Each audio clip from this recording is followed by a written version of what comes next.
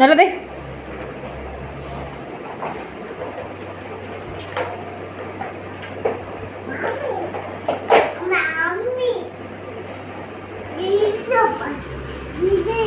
ఓయ్ పెద్దదొద్దు, దాన్నే చెయ్యు.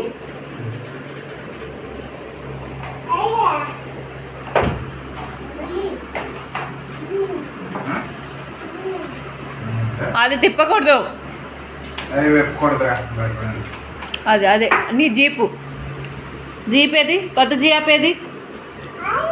అదొద్దు, ఇది చిన్నది. అదొద్దు, ఇదైతే 120 రూపాయలు పోద్ది, అదైతే 6000.